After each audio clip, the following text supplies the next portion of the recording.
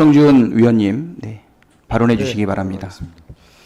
그 국회 운영위원회에서 현안 질의와 관련해서 특히 비상계엄 내란과 관련해서 대통령실이 그동안에 어떤 역할을 했는지에 대해서 현안 질의하는 것은 매우 중요합니다. 특히 내란과 관련된 진상 규명에 있어서 대통령이 헌법적 가치라고 하는 것은 국민의 생명과 재산을 보호하는데 가장 큰 역할이 있는 것이죠. 그 보좌하는 역할이 바로 대통령실인데 윤석열이 내란을 하고 헌정질서를 무너뜨리는 데 있어서 대통령실은 그동안 무엇을 했느냐, 잘 보좌를 했느냐, 최종 가치라고 할 수 있는 국민의 생명과 재산을 위협하는 윤석열의 모습에 대통령실은 그동안 어떤 일을 해왔느냐에 대한 것을 명확하게 현안 질의를 통해서 규명하는 것은 반드시 필요한 겁니다. 그리고 또 하나, 대통령이 탄핵이 된 이후에 수사가 진행되는 과정에서 윤석열은 모든 수사에 대한 집행 또 헌법 재판이 진행되는 과정에 대한 심리를 다 거부하고 있기 때문에 그 거부 역할에 보좌 기능을 누가 하고 있느냐, 그것은 바로 대통령 비서실이나 경호처가 하고 있다는 얘기예요. 이것은 위헌적 행동이고 위법적 행동을 하고 있는 대통령실과 경호처에 대해서 국회 운영위 차원에서 현안 질의를 통해서 그 책임 문제 또 진상에 대한 것들을 알 수 있는 기회를 마련해야 되는 건데, 그동안 대통령실과 경호처가 국회 운영위원회의 현안 질의에 대해서 거부하고 방해하는 모습이었습니다.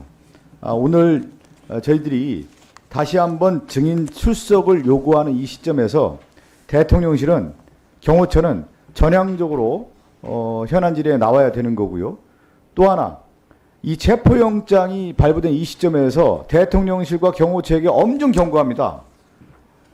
국가 내란죄를 범한 윤석열에 대한 방어와 옹호하는 그러한 모습은 다시 한번 국가를 위하는 거고 헌정질서를 무너뜨리고 국가 법질서를 무너뜨리는 행동이기 때문에 대통령실과 경호처에 대해서 다시 한번 경고합니다. 이러한 방해에 대해서 나중에 철저한 진상규명과 더불어서 책임을 물을 수밖에 없다라는 점을 다시 한번 말씀드리고요.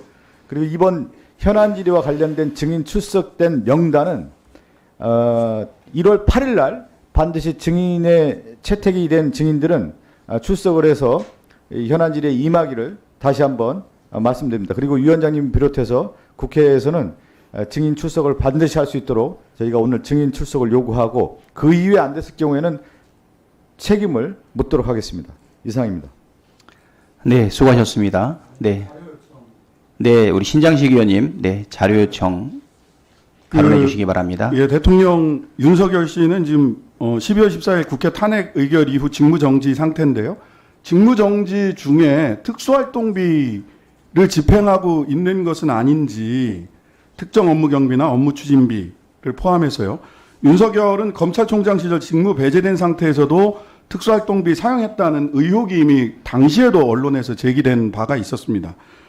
또한 거액의 변호사 비용에 출처 7억 이야기했다고 하는데요. 그다음에 장어 56kg 구입 비용 등 이 공사 구분 명확치 않은 사람이기 때문에 혹시라도 특수활동비로 현금 지출하지 않을지 염려됩니다. 공적 비용으로 지출해서는 안 된다는 점 명확히 하고요.